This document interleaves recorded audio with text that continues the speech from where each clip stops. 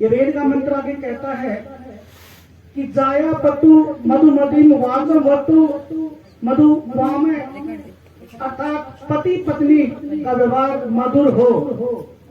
पत्नी अपने पति से मधुर बोले और साथ में कहा शांतिमान, शांति देने वाले भी आपस में बातचीत करे। और मैं एक बात जो कहना चाहता था वही इस मंत्र में अभी आया कि हमारे परिवार में कैसे सुख आए, और वो आएगा पति पत्नी के व्यवहार से। हम अपनी संतान में तो वो सारे संस्कार देखना चाहते हैं, लेकिन हमारे अंदर वो चीज नहीं होंगी तो वो नहीं आ सकती। हमें अपने माता पिता बड़ों का गुरुओं का आदर सत्कार करना होगा, तभी हमारे बच्चे वो चीज सीख पाएंगे।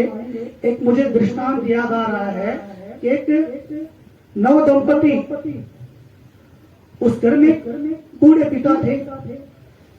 पति पत्नी सोचते हैं कि अपने स्वच्छंद आमोद प्रमोद में कोई अड़चन ना आए, इसलिए उन्होंने मन बना कि अपने पिता को वृद्धाश्रम में छोड़ दें। और पुत्र ने पिता से कहा, पिताजी आपके सभी सुख सुविधाओं का हमने ध्यान रखते हुए आपकी जो व्यवस्था वो वृद्धाश्रम में कर दी। पिता ने भी दुखी मन से मौन स्वीकृति दे दी और प्रातःकाल वो अपने पिता को लेकर के चल पड़े। रास्ते में एक स्थान पर रुके विश्राम के लिए, और कुछ देर के बाद बेटा देखता कि अपने उसके पिता की आंखों में आंसू आए हुए, आंसू बह रहे हैं। पुत्र ने देखा तो पुत्र ने बोला कि पिताजी आप दुखी मत हो, आपके सभी सुविधाओं का ध्यान वहां पे मैंने रखा है, आपको कोई कष्ट नहीं होगा।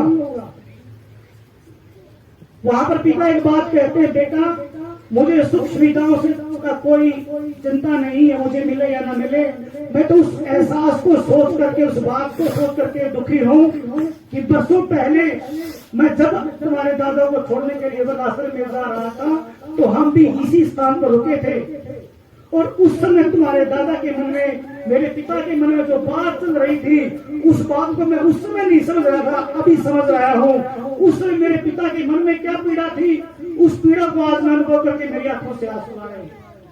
पुत्र ने जब सुना तो उसका विवेक जा गया, पिता से क्षमा मांगी और सह सम्मान घर में लेके आए। हम एक शराब ये नहीं कह सकते, एक शराब पीने वाला पिता अपनी संतान से ये नहीं कह सकता कि आप शराब मत पीना, उसने सर्टिफिकेट तो पहले ही दे दिया। हम अपने संतान में जो संस्कार चाहते हैं तो वो पति पत्नी अपने जीवन में लेकर के आए। मैं इतना कहना चाहता हूँ, जैसा वो देखेंगे सुनेंगे समझेंगे वैसा ही वो बनेंगे। तो ये हम सबका कर्तव्य बनता है कि हम अपने संतान को अच्छा बनाएं। और ये जो स्थान है, ऐसे स्थान हमारे लिए देव स्थान है, यहाँ पर हम अपने बच्चों को भी लेके आए और श्रद्धा भक्ति से आए और जीवन को अच्छा बनाने का प्रयास करें। धन्यवाद।